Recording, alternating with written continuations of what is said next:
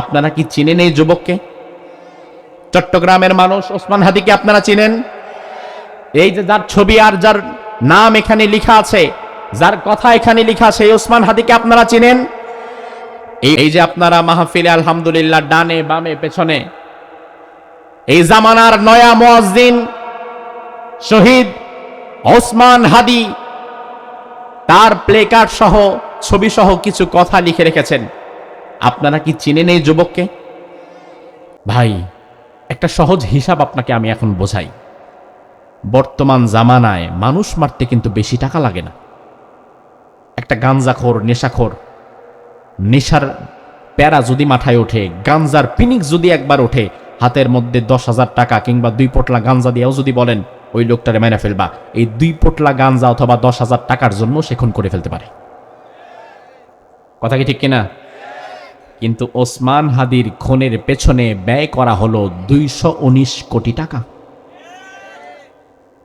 আপনি একটা বিষয় বুঝেন যে কি ব্যাপার, 10,000, 20,000, 1 লাখ, 2 লাখ, 5 লাখ, 10 লাখ, 2-1 কোটি দিয়ে তো ওসমান হাদি কেন শত শত মানুষকে মানা যায়?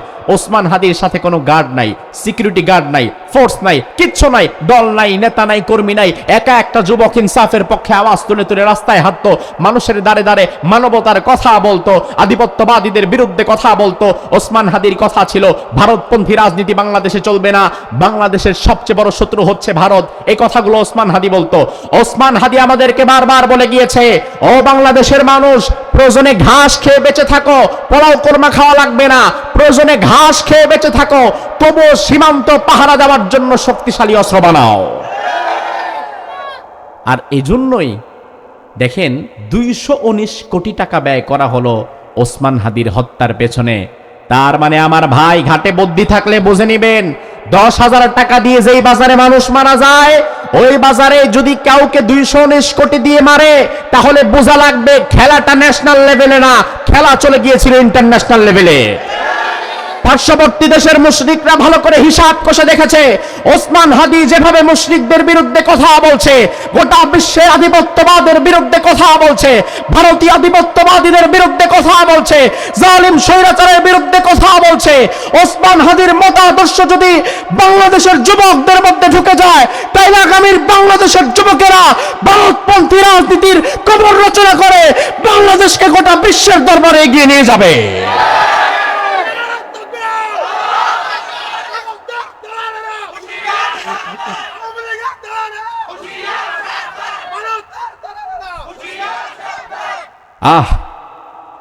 আমরা আমাদের একটা সোনার টুকরা হারালাম।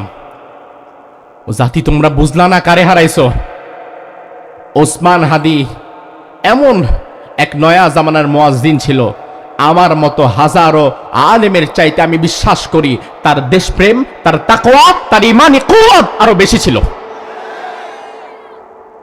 কারণ কত আলেমরে আমরা দেখি একটা সিটের কারণে বিক্রি হয়ে যায়, একটা আসন পাওয়ার জন্য বিক্রি হয়ে যায়। এমন বড় বড় আল্লাহর বান্দা, বিশাল বড় বড় ওয়াইজ আলেম আছে না নাই? অথচ ওসমান হাদি তার মাথা বিক্রি করে নাই। প্রয়োজনে 219 কোটি টাকা মূল্যের বুলেট মাথার ভেতরে নিয়েছে, শহীদ হয়েছে, আল্লাহর জমিনে রক্ত ঝরিয়েছে। কারো কাছে কল্লা বিক্রি করে নাই, আল্লাহ দেয় নাই, প্রয়োজনে কল্লা দিয়ে গেছে, জীবন দিয়ে গেছে, ঈমান দেয় নাই। এই যে গোটা বিশ্বের আধিপত্যবাদ, আমেরিকা সেই আধিপত্যবাদ কায়েম করে রেখেছে, ইন্ডিয়া সেই আধিপত্যবাদ কায়েম করে রেখেছে। তবে বিশ্বাস করেন, এই পৃথিবী এমন থাকবে না, সব আধিপত্যবাদীদের পতন খুব শীঘ্রই হবে। আধিপত্যবাদ চিরদিন থাকে না, তার কারণ সবচেয়ে শক্তিশালী মানুষ, তার কি কোনোদিন মনে লাগে না? লাগে কিনা? সবচেয়ে শক্তিশালী প্রাণী। আজ আপনাদের চট্টগ্রামের ডুলহাজার একটা সাফারি পার্ক আছে, চিনেন তো আপনারা? সেখানে আমাকে নেওয়া হলো, গেলাম। স্বাভাবিকত সেখানে গাড়ি নিয়ে ঢোকার পারমিশন নাই, তো তারা আমাকে চিনে, আমার গাড়ি সহ তারা আমাকে পুরা পার্কটা দেখালো। এমন এমন গহীনের জায়গা যেখানে মানুষ স্বাভাবিকত হেঁটে যেতে পারে না, এত ভেতরে। আপনি পার্কের মাথা থেকে যদি হেঁটে যাওয়া লাগে, আপনি 10-15 কিলোমিটার কেমনে হাঁটবেন? তো পুরাটা আমার গাড়ি নিয়ে আমি ভিজিট করলাম। সেখানে দেখলাম বিশাল বড় হাতি, খুব কাছ থেকে বাঘ দেখলাম, সিংহ দেখলাম। সিংহের গর্জন, বাঘের গর্জন শুনে আশেপাশের সব প্রকৃতি যেন নিস্তব্ধ হয়ে যায়। এত ভয়ঙ্কর গর্জন দেয় এক একটা বাঘ, এক একটা সিংহ।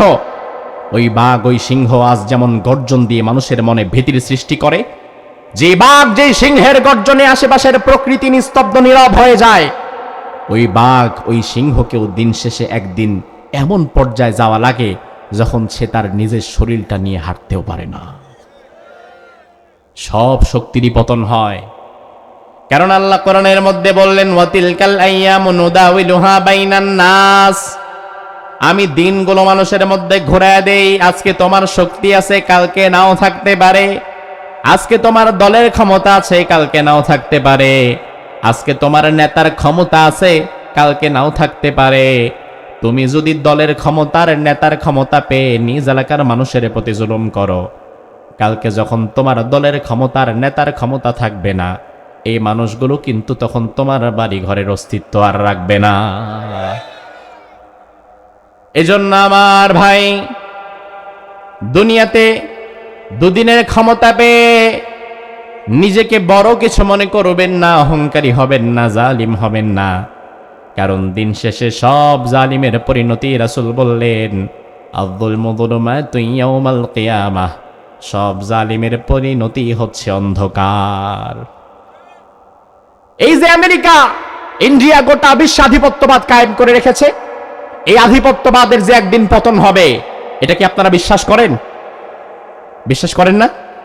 বিশ্বাস করেন কিনা? কারণ সর্বোচ্চ ক্ষমতাবান, আমি কোনোদিন আমেরিকাকে সুপার পাওয়ার হিসাবে আমার হৃদয় জায়গা দেই নাই। কারণ আমি বিশ্বাস করি সর্বোচ্চ ক্ষমতাবান সুপার পাওয়ার কেবলমাত্র এক আল্লাহ। সর্বোচ্চ ক্ষমতাবান তিনি যাকে চাইবেন তাকে ক্ষমতা দেবেন, আবার যাকে চাইবেন ক্ষমতার গদি থেকে টেনে রাস্তায় নামিয়ে দেবেন। এমন ক্ষমতা কি আল্লাহর আছে না নাই? আছে। আজ দেখলাম আমেরিকার এই পাগলা প্রেসিডেন্ট ঘোষণা দিয়েছে, বিশ্বের আরো ছোট ছোট অনেকগুলো দেশকে আমরা দখল করে নেব। এই যে বিশ্বের ছোট ছোট দেশগুলোকে আমেরিকা এখন দখল করে নিতে চাচ্ছে, এর দ্বারা যেটা হবে, বাকি ছোট ছোট দেশগুলো একত্রে মিলে যাবে যে আমাদেরকে যদি বেঁচে থাকতে হয়, অস্তিত্ব যদি টিকিয়ে রাখতে হয়, তাহলে নিজেরা রেষারেষি করে লাভ নাই, বরং আমাদেরকে এই জালিমের বিরুদ্ধে প্রতিরোধ করতে হবে। এই জন্য দেখবেন খুব শীঘ্রই আমেরিকারও একদিন পতন হবে, ইন্ডিয়ারও একদিন পতন হবে, সব সভ্যতার পতন হবে ইনশাআল্লাহ তাআলা। এই জমিনে কেবলমাত্র টিকে থাকবে ইসলামী সভ্যতা, আর সবকিছুর পতন হয়ে যাবে। সে আল্লাহ রাব্বুল আলামিন বলেন, যখন জমিনটা প্রচন্ড জোরে কেঁপে উঠবে, ওয়া খরাজাতিল আরদু আসকালাহা, জমিনের নিচ থেকে তেল বের হবে, স্বর্ণ বের হবে, যেই তেলের জন্য আমেরিকা ভেনেজুয়েলায় আক্রমণ করলো। আমার আল্লাহ বলে, ও বান্দা, ওই তেলের প্রতি তোমাদের এত লোভ, অথচ কিয়ামতের প্রথম ধাক্কার পরপরই জমিন ফেটে তেল বের হওয়া শুরু করবে, স্বর্ণের দলা বের হয়ে যাবে। কিন্তু ওই দিন তেলের জন্য আর কোনো যুদ্ধ হবে না, ওই দিন স্বর্ণের জন্য আর যুদ্ধ হবে না। আফ্রিকার মানুষদেরকে ওই দিন কষ্ট করে আর বেঁচে থাকতে হবে না, হীরার জন্য আর দুনিয়াতে কোনো যুদ্ধ হবে না, দুনিয়ার কোনো মানুষ কোনো সম্পদের পেছনে ছুটবে না, সকলে শুধু নিজেকে বাঁচানোর জন্য দৌড়ানো শুরু করবে। এরপরে আল্লাহ বললেন, ওয়াকালাল ইনসানু মা লাহা, মানুষগুলো পাগল হয়ে যাবে, একবার ডানে দৌড়াবে, একবার বামে দৌড়াবে, আর বলবে, ভাই কি হলো রে ভাই। ইয়াউমাইযিন তুহাদ্দিসু আখবারাহা, আমার আল্লাহ বলে, বান্দারে, ওই দিন জমিনের নিচে যত খবর গোপন ছিল, সব গোপন খবরগুলো আমি আল্লাহ বের করে দেব। আল্লাহর হাবিব হাদিসের মধ্যে বললেন, জমিন ওই দিন সাক্ষ্য দেবে, জমিনের উপরে যারা ভালো কাজ করেছে জমিন তাদের জন্য ভালো সাক্ষ্য দেবে, আবার জমিনের উপরে যারা খারাপ কাজ করেছে জমিন তাদের খারাপটাও প্রকাশ করে দেবে। এই যে আজকে আপনারা 7 জানুয়ারি 10:30 বাজে, 7 জানুয়ারি 10:30টার দিকে যে আপনারা আল্লাহর জমিনে বসে সূরা জিলজালের আলোচনা শুনছেন, বিশ্বনবী বললেন, ও বান্দা, ওই তুমি যেই ধূলিকণার উপরে বসেছ, তোমার জামার নিচে যেই ধূলিকণা লেগে গেছে, যেই বালু লেগে গেছে, যেই মাটি লেগে গেছে, এই মাটি কিয়ামতের দিন আল্লাহরে বলবে, আল্লাহ তোমার এই গোলাম রে আজকে মাফ করে দাও, কারণ জমিনের উপরে বসে তোমার বান্দা কোরআন শুনেছিল। সুবহানাল্লাহ কইলেন না? আরো জোরে কোন। আবার জমিনের উপরে কারা অন্যায় করে, কারা মানুষকে হত্যা করে, এই সব খবর জমিনের নিচে গোপন আছে না নাই? ওসমান হাদিরে কারা হত্যা করেছে, কে কত টাকার বাজেট দিয়েছে, কে প্রাণ দিয়েছে, কারা কারা এটার সাথে জড়িত, দুনিয়ার মানুষ যদি বের করতে নাও পারে, সব খবর জমিনের কাছে আছে না নাই? এই জমিন সব প্রকাশ করে দিবেন, সব বের করে দিবেন। পালাবার কোনো জায়গা নাই, যাওয়ার মতো কোনো জায়গা নাই।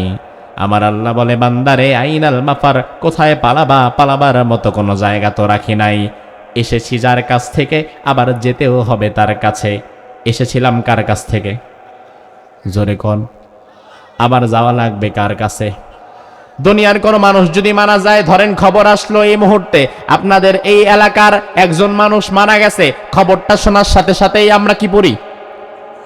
পড়েন ইন্না লিল্লাহি ওয়া ইন্না ইলাইহি রাজিউন। ইন্না লিল্লাহি ওয়া ইন্না ইলাইহি রাজিউন মানে কি? মানে হচ্ছে নিশ্চয়ই আমরা আল্লাহর জন্য, আবার আল্লাহর দিকেই আমাদের ফিরে যেতে হবে। আমাদেরকে আল্লাহর কাছ থেকে আসতে হয়েছে, আবার আল্লাহর দিকেই আমাদেরকে চলে যাওয়া লাগবে। এসেছিলেন যার থেকে, যাওয়াও লাগবে তার কাছে। সে আল্লাহ রাব্বুল আলামিন বলে, বান্দা আমি আল্লাহ রাব্বুল আলামিন দুনিয়াটাকে বানালাম, দুনিয়াতে যত নাজ নিয়ামত তোমরা দেখতে পাচ্ছ সব বানিয়েছেন কে? কে বানিয়েছেন?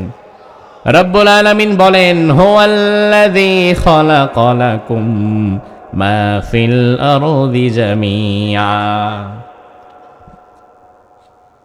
এই জমিনে তোমরা যা দেখতে পাচ্ছ, আকাশ, জমিন, চন্দ্র, সূর্য, গ্রহ, নক্ষত্র, সব আমি আল্লাহ বানালাম। তবে এগুলো একটাও আমি আল্লাহ আমার নিজের জন্য বানাই নাই, এগুলো সব বানিয়েছি তোমাদের জন্য। সুবহানাল্লাহ কোন। আমার ভাই ভালো করে বোঝেন, এই জমিন বানিয়েছেন কে? কে? কিন্তু আল্লাহর নিজের কোনো দরকারে কি জমিন আসে? জমিন না থাকলে আল্লাহর কিছু যায় আসে? সূর্য বানিয়েছেন কে? তবে সূর্য না থাকলে কি আল্লাহর কিছু শর্ট পড়বে? তবে সূর্য না থাকলে আপনার ক্ষেতের ফসল হবে না, সূর্য না থাকলে আপনি চোখে দেখবেন না, জমিন না থাকলে আপনার থাকার জায়গা নাই। তাইলে আকাশ এবং জমিনে যা দেখতে পাচ্ছি বানিয়েছেন আল্লাহ বটে, তবে আল্লাহর নিজের জন্য না, আমাদের জন্য। সে আল্লাহ বলছেন, বান্দা সব আমি তোমার জন্য বানালাম। আমি আয়াতটা পরে মাঝে মাঝে ভাবতাম, জমিনে নাকি যা দেখতে পাই সব আল্লাহ নাকি আমাদের কল্যাণের জন্য বানিয়েছেন। কিন্তু জমিনে এমনও কিছু আমরা দেখি, যেই জিনিসটা আমাদের কল্যাণ করে কম, অকল্যাণ করে বেশি, এমন আছে না নাই? এই মুহূর্তে ধরেন আমরা বসে আছি, নিরবিচ্ছিন্নভাবে আওয়াজ শুনছি। এমন সময় এখান দিয়ে যদি একটা অজগর সাপ ঢুকে, বা পেছন দিয়ে ধরেন একটা অজগর সাপ ঢুকছে, ঢোকার পরে আপনারা কি আর আছেন না গেছেন? ওই কোনার মিয়া যদি খালি দাঁড়ায় কয় সাপ, এই কোনার মিয়া সাপ দেখুক আর না দেখুক, প্যান্ডেল ম্যান্ডেল ছিঁড়া দৌড়।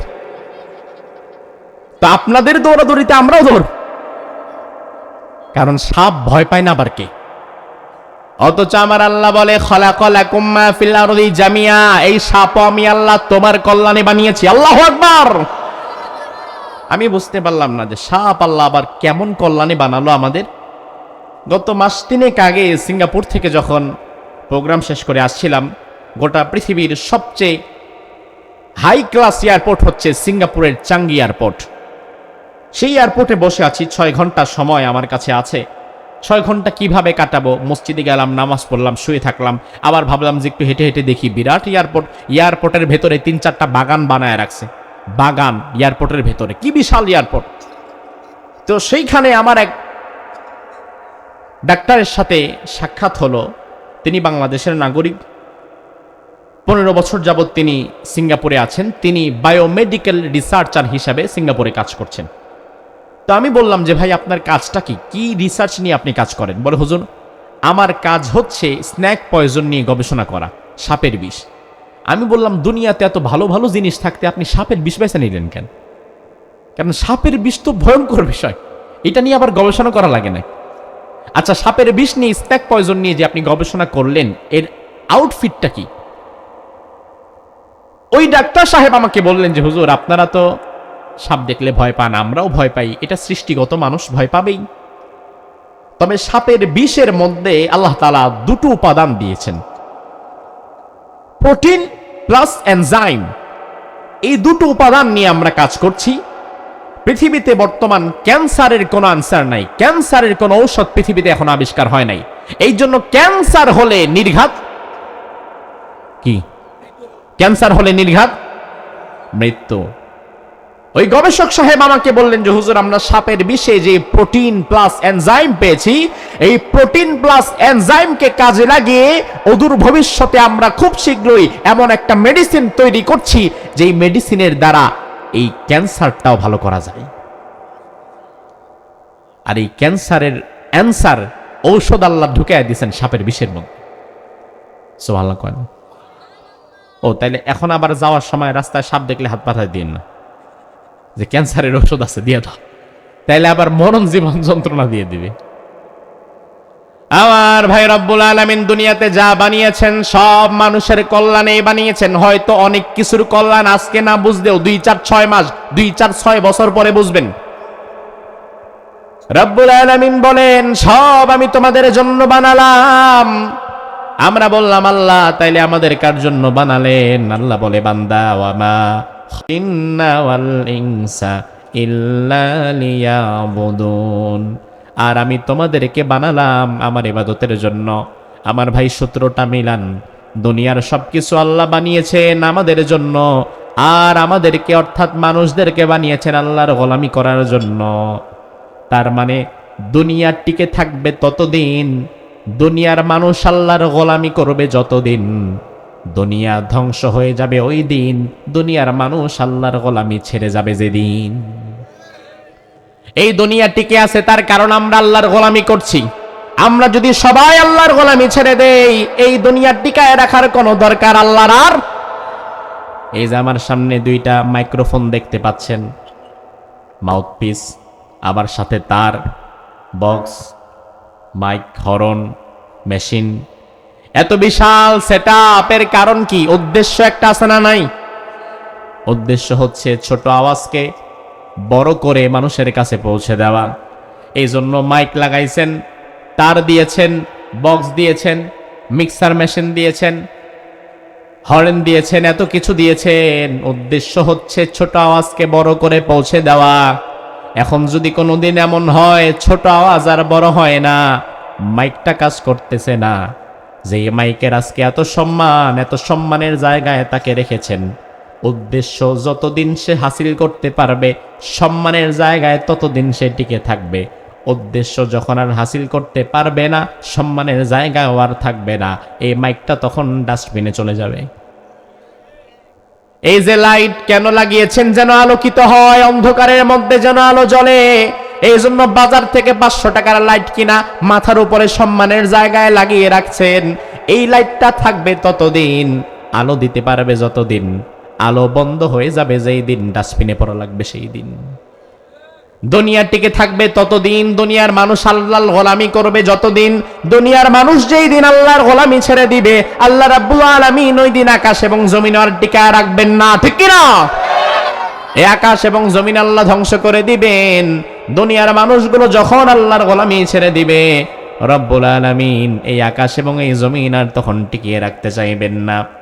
আমার ভাই, আকাশ এবং জমিন এগুলো আল্লাহ বানিয়েছেন আল্লাহর ইমানদার বান্দাদের জন্য। ইমানদার আছে বলে এই আকাশ এবং জমিন টিকে আছে। ইমানদার যদি না থাকে, আকাশ এবং জমিন টিকিয়ে রাখার তো কোনো দরকারও আল্লাহর আর আছে কিনা? আল্লাহর হাবিব বললেন লা তাকুমুস সাহ হাত্তা লা ইউকালা ফিল আরদি আল্লাহ আল্লাহ। জমিনে আল্লাহকে আল্লাহ বলে ডাক দিতে পারে এমন একজন লোক যদি জমিনে জীবিত থাকে, আমার আল্লাহ তাআলা ওই দিন পর্যন্ত কিয়ামতটা দিবে না। সুবহানাল্লাহ কইলেন না? একজন মানুষ যদি আল্লাহকে আল্লাহ বলে ডাক দিতে পারে, তারপরেও আল্লাহ কিয়ামতকে স্থগিত করে দেবেন। আল্লাহকে একটা ডাক দিতে পারবেন অন্তর থেকে? ডাক দিতে পারবেন? আল্লাহকে কলিজা থেকে একটা ডাক দিতে পারবেন? তাইলে একটা ডাক দেন অন্তর থেকে, একটা ডাক দিয়ে বলেন আল্লাহ। আপনি যদি ইমানদার হন, আর ইমানদার যদি আল্লাহকে কেবলমাত্র একটা ডাক দেয়, ইমানদারের একটা ডাকের কারণে কিয়ামতটা যিনি বন্ধ করে দিবেন তিনি কে? আমার ভাই, তবে কথা হচ্ছে আপনাকে পরিপূর্ণ ইমানদার হওয়া লাগবে, শুধুমাত্র মৌখিক দাবিদারের ইমানদার না। বাংলাদেশে এখন প্রকৃত ইমানদারের সংখ্যা কমে গেছে, শুধুমাত্র মুখে মুখে দাবি করে এমন ভণ্ড ইমানদারের সংখ্যা বেড়ে গেছে।